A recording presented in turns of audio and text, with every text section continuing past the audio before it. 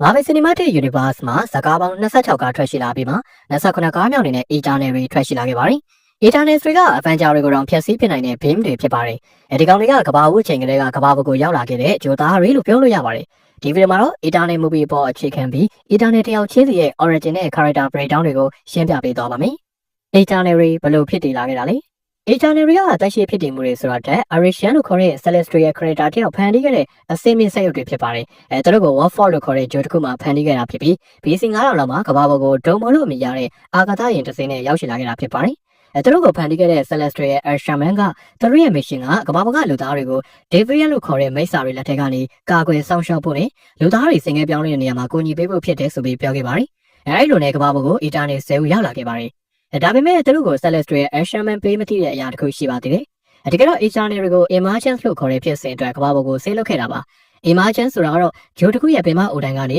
Celestial Shaman တို့မျိုး Cosmic Being Celestial တကောင်မွေးဖွားတဲ့ဖြစ်စဉ်ပါ။ဒီဖြစ်စဉ်ကိုဖြစ်စေဖို့ကဂျိုဘော်ကအသိဉာဏ်ရှိသက်ရှိတဲ့စွမ်းအင်ကိုအသုံးပြုဖို့လိုအပ်တာကြောင့် Eternals တွေကိုကဘာပေါ်ကိုဆေးလုပ်ပြီးလူသားတွေကိုကာကွယ်ခိုင်းကလူသားဥယျာဉ်ကိုတိုးပွားလာစေခဲ့တာပါ။ Eternals တွေကကဘာပေါ်ကိုစတင်ရောက်ရှိတဲ့အချိန်ကနေစလို့နှစ်ပေါင်းများစွာအတွင်းလူသားတွေကို Deviant တွေလက်ထက်ကနေကာကွယ်ပေးခဲ့ပေမဲ့လူသားချင်းချင်းဖြစ်တဲ့စစ်ပွဲလိုပြိပခါတွေမှာတော့မပါဝင်ခဲ့ကြပါဘူး။ Eternals တွေအကုန်လုံးကပြင်ပတိုက်ခိုက်မှုတွေမရှိခဲ့ဘူးဆိုရင်မင်းသွားခြင်းမရှိဘဲနဲ့အမြဲတမ်းအသက်ရှင်နေကြတဲ့မတေမျိုးတွေဖြစ်ပြီးတာမန်လူသားတွေထက်ခွန်အားအကျန်းခံနိုင်စွမ်းနဲ့ပြန်လည်ကိုးထောင်နိုင်စွမ်းကောင်းမွန်ကြပါတယ်။သူတို့တယောက်ချင်းစီမှာလည်းမတူညီတဲ့စွမ်းအားတစ်မျိုးစီကိုပိုင်ဆိုင်ကြပြီးတော့ဆက်ရုပ်တွေဖြစ်ပေမဲ့လူသားတွေနဲ့အတူရောနှောနေထိုင်တာကြာမြင့်လာတာကြောင့်တယောက်ချင်းစီတိုင်းမှာမတူညီတဲ့စိတ်ခံစားချက်တွေ personality တွေလည်းပိုင်ဆိုင်ထားကြပါတယ်။ Number 1 Sashi Eternals တွေကပထမဆုံးတစ်ယောက်ကတော့ Sashi ဖြစ်ပြီးသူမကဇလန်တွေကမူလ mission ကိုစတင်ပြီးလူသားတွေကိုကာကွယ်ဖို့ရွေးချယ်ခဲ့တဲ့ Eternals တဦးလည်းဖြစ်ပါတယ်။ Sashi ရဲ့စွမ်းကတော့ Matter Transmutation လို့ခေါ်ပြီးသူမရဲ့ခန္ဓာကိုယ်နဲ့ထိတွေ့ထားတဲ့ဘယ်တတ်မဲ့အရာဝတ္ထုရဲ့ molecule တိစောက်ပုံကိုမဆိုစိတ်ကြိုက်ပြောင်းလဲနိုင်တာပဲဖြစ်ပါတယ်။ဥပမာ Sashi ကဇလန်ထဲမှာလူကိုဝင်တိုက်တော့မဲ့ bus ကားကြီးကိုနှင်းစီပွင့်ချက်တွေဖြစ်ပြောင်းလဲလိုက်တာမျိုးပါ။သူမရဲ့စွမ်းကသုံးတတ်မယ်ဆိုရင်တော်တော်လေးစွမ်းအားကြီးပြီးတော့နောက်ပိုင်းမှာတက်ရှိတွေပေါ်ကိုအစမ်းသုံးလာနိုင်ခဲ့ပါတယ်။Sashi ကစိတ်ပေါ်တာနူးညံ့သူဖြစ်ပြီးတော့တခြား Eternals တွေလိုလူသားတွေနဲ့ဝေးရမှာမနေပဲလူသားတွေရဲ့ယဉ်ကျေးမှုတွေသမိုင်းတွေကိုလက်ခံခဲ့တဲ့ပြီး Danwood Man လို့ခေါ်တဲ့လူသားယောက်ျားတဦးနဲ့လည်းချစ်ကျွမ်းဝင်ခဲ့ပါသေးတယ်။ Number 2 Ikarisနောက်တစ်ယောက်ကတော့ Superman Eternal လို့ပြောလို့ရတဲ့ Ikaris ဖြစ်ပါတယ်။သူက Eternal ဖွဲ့ရဲ့တိုက်ခိုက်ရေးခေါင်းဆောင်ဖြစ်ပြီးဒီအဖွဲ့ထဲမှာအတန်မာဆုံးလို့ပြောလို့ရပါတယ်။သူကလေးပေါ်ပြနိုင်စွမ်းနဲ့မျက်လုံးတွေကနေ Cosmic Energy တွေကိုလေသာတန်းတွေလိုမျိုးပြည့်လွတ်နိုင်စွမ်းတွေကိုပိုင်ဆိုင်ထားပါတယ်။သူကရာစုနှစ်ပေါင်းများစွာကမ္ဘာပေါ်မှာတခြား Eternal တွေနဲ့တူ Deviant တွေကိုတိုက်ခိုက်ရင်းSashi နဲ့ချွတ်ကျွမ်းဝင်ခဲ့ပါသေးတယ်။သူကအသစ္စာဆောင်ထိန်တတ်သူဖြစ်ပြီးဇလန်ရဲ့နောက်ပိုင်းမှာလူသားတွေကိုရွေးချယ်မလားသူ့ကိုဖန်တီးခဲ့တဲ့ Celestial Arisian ကိုရွေးချယ်မလားဆိုတာကိုခက်ခက်ခဲခဲဆုံးဖြတ်ခဲ့ရပါတယ်။ Number 3 Ajaxကတော့အဖွဲ့ရဲ့ခေါင်းဆောင်ဖြစ်တယ်လို့တခြား Eternals တွေထက်အရင်စောပြီးဖြစ်ပေါ်လာခဲ့တဲ့ Eternals တယောက်ဖြစ်ပါတယ်။သူမက Celestial Shaman နဲ့တိုက်ရိုက်ဆက်သွယ်နိုင်တဲ့တဦးတည်းသော Eternals ဖြစ်ပြီးဘယ်တန်ကိုမဆိုကူးတာနိုင်တဲ့စွမ်းအားကိုပိုင်ဆိုင်ထားပါတယ်။သူမကသူ့ကိုယ်သူရောတခြားသူတွေကိုပါဒဏ်ရာတွေကနေချက်ချင်းပျောက်ကင်းအောင်ကူပေးနိုင်ပါတယ်။ Ajaxကအဖွဲ့ကိုလမ်းပြပေးတဲ့ခေါင်းဆောင်တစ်ယောက်ဖြစ်ခဲ့ပါတယ်။ဒါပေမဲ့နောက်ပိုင်းမှာတော့သူမကသူတို့ကိုကဘာပေါ်ကိုပို့လိုက်ရတဲ့နောက်ွယ်ကအကြောင်းရင်းကိုရိပ်မိသွားခဲ့ပြီး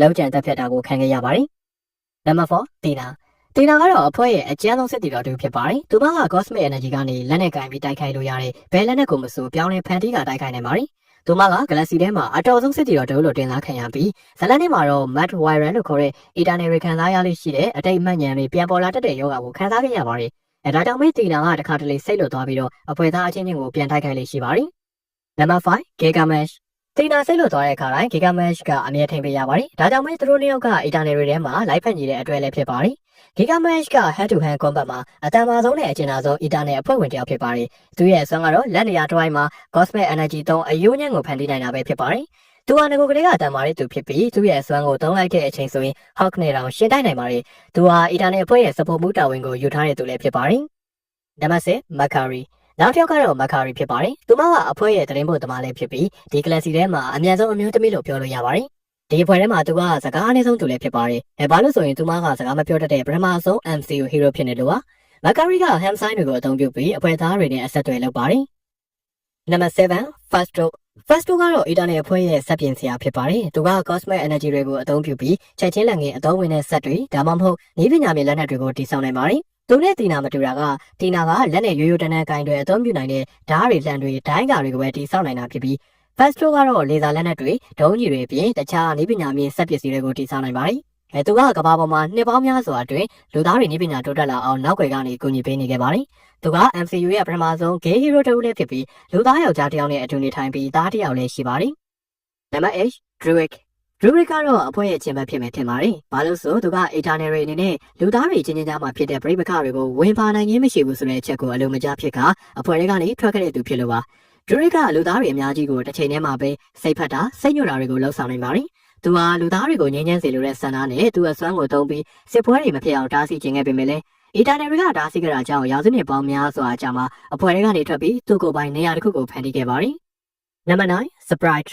Eternal တွေထဲမှာအငယ်ဆုံးကတော့ Sprite ဖြစ်ပါတယ်။သူမကအတူလားအစ်လားလို့ခွဲခြားလို့မရအောင်ကိုတူတယ်ပုံရိပ်ရောင်တွေကိုဖန်ဆင်းနိုင်ပါတယ်။သူမကရာစုနှစ်ပေါင်းများစွာလူသားတွေကိုအစွမ်းသုံးပြီးဖျော်ပြခဲ့ပူပါတယ်။ဒါပေမဲ့နှစ်တွေကြာလာတဲ့အမျှအသက်မကြီးလာနိုင်တဲ့ကလေးခန္ဓာကိုယ်ကိုစိတ်ကုန်လာခဲ့ပါတယ်။အသက်ငယ်ပေမဲ့လည်းနှလုံးသားမကယ်တဲ့ Sprite က Icarus ကိုလည်းတစ်ဖက်သက်ချစ်နေခဲ့ပြီး Icarus ကတော့ Sassy ကိုသာသဘောကျနေခဲ့တဲ့အတွက်သူကအဖွဲ့ထဲမှာ Sassy ကိုမနာလိုနေခဲ့တဲ့သူလည်းဖြစ်ပါတယ်။နံပါတ် 10 Kingoနောက်ဆုံးတစ်ယောက်ကတော့ popular wine လေးဖြစ်တဲ့ Kingo ဖြစ်ပါတယ်။သူ့ရဲ့အစွမ်းကတော့လက်ချောင်းလေးတွေကနေ cosmic energy တွေကိုတနက်လိုပြည့်လွှတ်နိုင်တာဖြစ်ပါတယ်။သူကတခြား Eternal တွေလိုသူတို့ရဲ့ပုံစံအစစ်မှန်ကိုဖုံးကွယ်ပြီးလူသားတွေနဲ့ရောနှောနေထိုင်ရမယ့်အစားအောင်မြင်ကျော်ကြားတဲ့ Hollywood အနုပညာရှင်တစ်ယောက်ဖြစ်လာခဲ့ပါတယ်။သူကလည်းအဖွဲ့ထဲကနေထွက်ခွာသွားသူတစ်ယောက်ဖြစ်ပြီးနောက်ပိုင်းမှာတော့ emergent ဖြစ်စဉ်ကိုတားဆီးဖို့အတွက်အဖွဲ့နဲ့အတူပြန်လည်ပူးပေါင်းခဲ့ပါတယ်။ကပရိသတ်တို့ရော Eternal 10ဦးတွေကဘသူ့ကိုအကြိုက်ဆုံးပါလဲ။ comment မှာရေးသွားပေးခဲ့ကြပါဦးနော်။အခုလိုဗီဒီယိုလေးကိုစိုးရိမ်ကြည့်ရှုပေးခဲ့ကြတဲ့အတွက်လည်းကျေးဇူးတူပဲတင်ရှိပါတယ်။